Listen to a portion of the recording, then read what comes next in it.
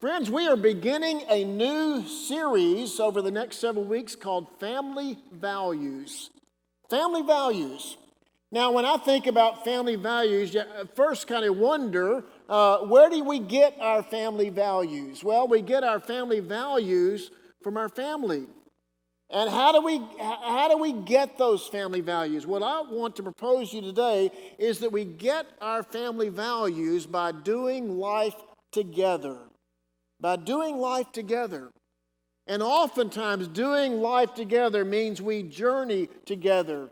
Sometimes we journey literally together, but other times it means we journey by doing life together. But today we're talking not just about family values in terms of our own personal families, but also in terms of our Christian family. But to kind of illustrate the point, I'd like to share with you a little bit about how I got some of my own personal family values when I read family values. And a lot of that, for me, came about as I did life together with the Reed family. And often, as I've shared with you, oftentimes our family would take trips from our home in Lake Jackson up to be with the rest of our family, my grandparents and my cousins and my great uncle and all those folks who lived on the farm in Holland, Texas. But it was in those trips and in being together with my extended family in Holland, Texas, that I learned a lot about our family values as members of the Reed family. So let me just kind of give you a little bit of that, and think about that also in the context of what it means to be a Christian family and how we learn our values as a Christian family. But in terms of my Reed family, we would often leave on a Friday afternoon and drive from Lake Jackson all the way to Central Texas. We would often make a stop in Columbus, Texas. The stop in Columbus, Texas was for two purposes. One was to gas up the car. The other was to take a health break. You all know that. But oftentimes we would either there at the gas station or at the roadside park just outside of Columbus, we would stop and we would have dinner together. And it would not be dinner from McDonald's because we didn't have McDonald's back then. I am really old, folks. But we didn't have McDonald's back then. We had Dairy Queen and a few other things, but we didn't have McDonald's. But what we did have as a family is Mom would pack some stuff in the car and a jug of water, and so we would stop at the roadside park and have dinner together, made out of sandwiches and peanut butter and jelly and stuff like that. And friends, I learned from that experience that one of our family values was that we are frugal. Now, another thing that I learned about our family that I think I need to share with you is that we are a family that values family. And so, like I said, we would drive on Friday night to Holland, Texas. We'd get there about 9:30 to 10 o'clock at night. And when we arrived, not only would my grandparents be waiting there for us, but my father's sister and my uncle and my aunt and my uncle and their two kids, which are about the same age as me, and oftentimes my great uncle Paul would also be there greeting us. And what that said to me is that family is important. Family is important. Now, another thing that I learned as a part of those weekends together is that not only is family important, but also in our family, getting up early is important and doing an honest day's work is important. Because oftentimes on Saturday morning, my grandfather, I've shared this with you before, my grandfather would wake me up, and one of the things that we would do is go out, particularly during the wintertime, and throw hay bales out for some of the cattle. And so getting up early and doing an honest day's work was important. We would also fix fences and do other things you do on a farm. But then the other thing I learned is on Sunday, I learned that being together as a family and worshiping together as a family was an important value for our family. And so those are some values that I learned growing up that were important for me as a person with the name Reed as our surname. But friends, we are family. Pastor Maria in our 9 o'clock service today reminded us we are a Christian family. We are a Christian family that loves and welcomes all into a transformative encounter with the living God. We are a Christian family. And how do we as a Christian family learn our family values? Well, what I want to propose to you today is that we learn our Christian values by doing life together, by journeying together, by being together, by supporting one another, by living life together as Christians, as followers of Jesus Christ. And in our not our gospel lesson, but in our New Testament lesson, Paul reminds us that we are not to be conformed to this world, but we are to be transformed by the renewal of our minds. To do what is good and right and perfect. To do the things that God is calling us to do. Well, in my life, from a very early age, so I was steeped in the values of the Christian faith, not just in my family, but also growing up in my church. And over the years, I learned a whole lot about what it means to be a follower of Jesus Christ. But we do that also in journeying together. And I have to share with you at least one of those journeys. In 2008, some of you know that I went to Africa, to Côte d'Ivoire, to Abidjan, Côte d'Ivoire in West Africa to distribute mosquito nets as a part of a mission team there. And friends, I have to tell you how we got there, because we left on Friday afternoon about 2 o'clock from Houston Intercontinental Airport. And we arrived, we flew to Paris. And we had what was planned to be a 4-hour layover in Paris, and then a 6.5-hour trip from Paris south into West Africa. But for some reason, the plane was late. And anyway, we did not make it to Abidjan until 10:30 at night, Saturday night. And we were expected to be in worship the next morning. On a whole different time zone, we were expected to be in worship the next morning. Well, we were. And friends, it was worship that you have never seen before. We were, Abidjan, Côte d'Ivoire is near the equator. And on this particular day in November, being near the equator means it is just as hot as it is in the middle of the summer. And it was probably 95 degrees, and we are 3,000 of us gathered out in a field underneath the sun in rows and rows and rows of those plastic stackable chairs. And the clergy were told that all of us who are clergy that were a part of this mission team were told to bring our black clergy robes. You don't see me wearing that today, do you? It's summertime.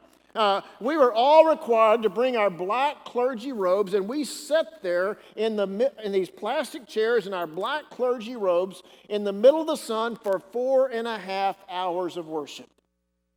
Friends, I was hot. I was miserable. I was soaked all over. They started passing bottles of water out among us because I think they were afraid we were going to die right there. But anyway, I have to tell you, I was hot and miserable, but it was the most amazing experience that I have ever had in terms of worship. It was the most amazing experience I've ever had in terms of worship. The Holy Spirit showed up, and we did that together. It was a journey we took together. Now, over the past several months, I know that there are a number of you who have taken some journeys. I know that some of you have been to California, some of you have been to Costa Rica, some of you have been to Colorado. There's a family in here that just got back from Scotland. Again, Joelle and Ed. And Paris and London too. Okay. They take lots of trips. But the bottom line is we all go on these journeys. Some of you have journeys planned, maybe to go across the state of Texas or to go somewhere across the U.S., but you have all these journeys planned. And friends, when we are on journeys, we learn things. We learn things about one another because we're living together in a tight space for long periods of time. We learn how to do life together. And that is the way it also is in terms of our Christian journey. We learn things about what it means to be followers of Jesus Christ as we journey life together. We do. We do. This past Thursday, our men's Bible study group on Thursday morning met, as we always do. We had a great group, great discussion, and we were talking about this particular passage. And one of the men in that group on Thursday morning said, I can remember specifically when I began the journey of following Jesus Christ. And this person could remember a specific time, a specific place, a specific moment. And from that point on, could kind of pick up and point to moments of change and transformation along life's way. But then there are other folks who can't pinpoint a specific moment or a specific time in their life when they begin to follow Christ. It's like they have always been doing it, and they were very young, and yet they remember gradually growing in the faith. And both of those folks, whether it be you or someone else, both of those folks have a genuine experience in what it means to grow in the faith and be a part of the journey of faith. It is transformational. It's fulfilling along the way. Living life as a follower of Jesus Christ is something we do together, friends. It is something we do together. And along the way, it is transformational. Paul reminded us of that when in the scripture lesson that we read just a moment ago. And here in the very first two verses, Paul says to us, I appeal to you, therefore, brothers and sisters, by the mercies of God, to present your bodies as a living sacrifice, holy and acceptable to God, which is your spiritual worship. Do not be conformed to this world, but be transformed by the renewing of your minds, so that you may discern what is the will of God. Paul is clear. We are to be transformed. Martin Luther King talking about this passage, talks about transformed nonconformity. He said oftentimes for many of us, the cultural conformity, the pressures for cultural conformity condition our minds and our feet to the rhythmic drumbeat of the status quo. But Christians need to discover, he says, ways to live very much in the world, but not of the world. We should never abandon the world, nor should we embrace it, but we must make history and not be shaped by history. Our thermometers record and register the temperature of majority opinion. We need to be most people, he says, are thermometers that record and register the temperature of majority opinion, not thermostats that transform and regulate the temperature of society. Friends, I believe that the transformation of the world depends upon us. As we, as followers of Jesus Christ, seek to do what God calls us to do. And over the next several weeks, we are going to journey together and talk in more specific ways about how we do that, how we as a family impart to one another our family values, how we live life together. And we've tried to make it fairly simple to understand that we believe that it's important to do this together. And so we've come up with a new thing called GPS 3. Now, in your Grow, Pray, and Study Guide, there is a statement about that. If you turn to the third page in your Grow, Pray, and Study Guide, you'll see there that we have the answer to the question, who are we? We are a Christian family that loves and welcomes all into a transformative encounter with the living God. What do? We love God and we love others. And how do we do this? We journey together. We follow the GPS 3. We tried to make it simple. We grow, we pray, we study, we serve, we share.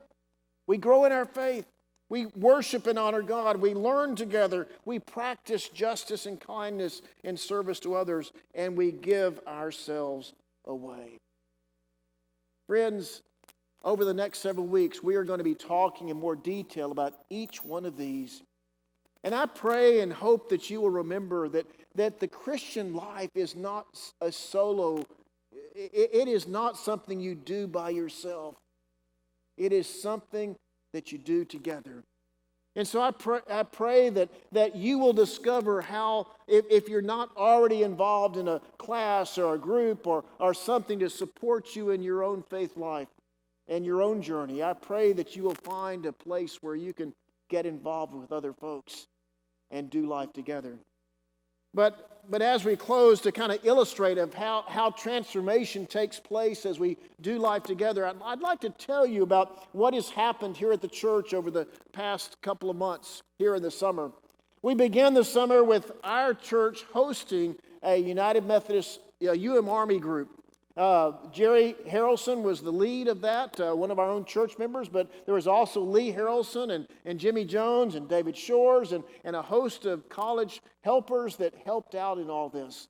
And then after that was another work team, and then after that, Kids in Motion started with 150 kids, and these are pictures from the UM Army group that we led. But I want to tell you about a little bit more about that, because it is in doing life together that transformation takes place. And so I asked Jerry to give me kind of some data on the UM Army experience. They had 94 people in the UM Army group that we led, 27 adults, several of them ours, and 9 college assistants, many of them ours. How many youth? We had 58 youth, and from our church, from First Lake Jackson, from Harvest UMC, from St. John's UMC in Corpus Christi, Bracken UMC in San Antonio, from Friendship UMC in Porter, and 2 girls who came from Humble United Methodist Church. And that they made up 14 different teams of folks who worked with 14 different clients. And lots of work was accomplished. You saw the house that was up there, for instance, that had all the blue paint on it. That house, the siding of that house had holes in it in several places. And Jimmy Jones' work team put up new siding on that house to protect the people inside from the elements. And the woman of that house, the mother in that house, that family was a Muslim family. And she marveled at how Christian youth would come and help them with their needs. There was also another situation where the kids were working on one of these houses, and there was a guy with a food truck that drove by and noticed all these kids working on one of these houses and was just absolutely amazed and reached out to them and said, "Hey, tell you what, I am so impressed with what you're doing. Could I provide food for you from my food truck?" And sure enough, that's what happened. The food truck rolled up, and he served the team their food off of the food truck.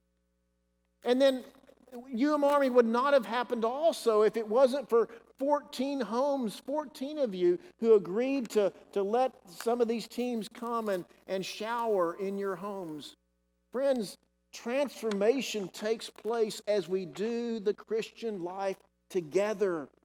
Being a follower of Jesus Christ is not a solo enterprise. It is something we do together. And I want to encourage you, if you don't have a place to do life together, I want to encourage you to find a place to do that over the next several weeks. We're going to be talking more about all of these things, but I pray that your life will be transformed as we do life together.